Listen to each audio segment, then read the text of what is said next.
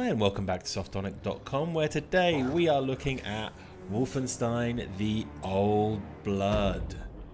Thank you, late title card. Right, so I'm Alex and I'm going to be walking you through this, what is in fact an expansion prequel to last year's Wolfenstein The New Blood, which to cast the character, BJ Blazkowicz, is a fish out of water in a kind of 60s future where the Nazis won.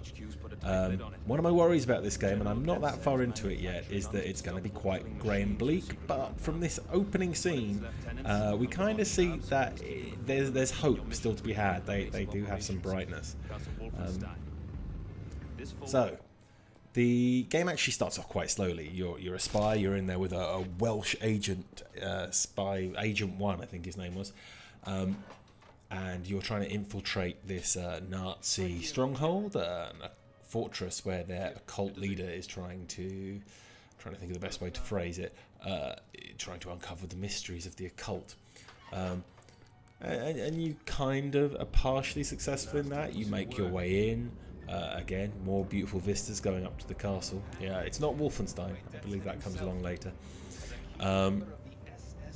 But it's a good-looking game, and it does set it up like that. And it's slow, and it kind of builds like the original Half-Life or a lot of the Valve games that do take their time and do try and establish a sense of place. However, once you're into it, it does become quite linear.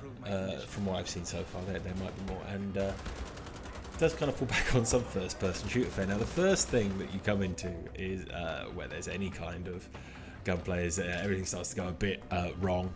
Everything starts to go a bit wonky, and you're stuck in this kind of like arena office where you get to have a bit of a blowout. In fact, this doesn't last too long though, and very soon after this battle, you go through.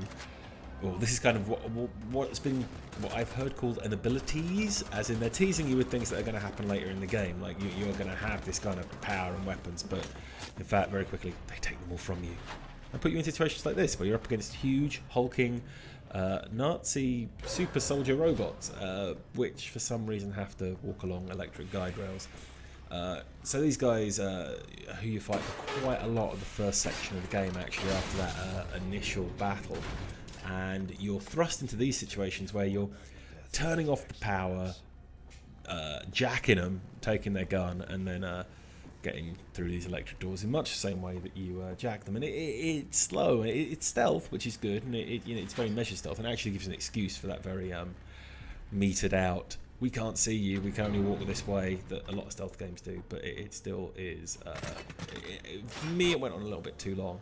Especially when they asked me to do this, and for a large section of the game, I really got the sensation that the designers were cat people, because they just had me going around and jacking dogs. I mean, there's this, and it seemed that for a little while there, whatever I did, the kind of goal was to get me to another canine to murder.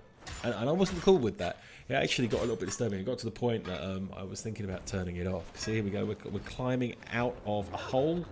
Oh, climbing out of a hole with a pipe that we've split into, a spiky pipe, and all for the purpose of more mutt killing, more puppy killing. And it's actually quite vicious. I didn't like it, but this seemed to stop after a while. The weirdest thing about killing them, though, is that you could put on their body armor. So I can only imagine what hero BJ Blazkowicz looks like by the end of a kind of battle. Here's another area of the game that begs the question: why aren't there any nice asylums? He'd clearly been in there a long time, and nobody had thought to clean up after him. But it does hide one of the first Easter eggs I found. There are collectibles in the game. There's gold and things to move your way through it. But here's the first real kind of Easter egg I found, which is as part of this guy's psych profile. There's the original Wolfenstein. But it's not all that. You do get into proper stealthy and full-on first-person shooter stuff pretty quickly. I mean, like I say, the game's kind of divided up into two parts. There we go, some proper gunplay. Each of those parts has their own chapters, and I've been playing for probably going on an hour, I guess. It's only got me through the first part of the first chapter. I mean, that included some kind of goofing around, as I tend to in games, trying to find absolutely everything that was going. But there we go. It's a good looking game. I mean, this is running on an outdated driver for reasons I won't go into now, but it still has a really nice look, and I'm looking forward to getting it running on my home PC. But yeah, full on first person shooter warfare, and it's forming a nice kind of prequel to the New Blood in that this is the stuff. And I think we'll end the video there. Please stop. I wish you'd told me how to stop this the first time. Please.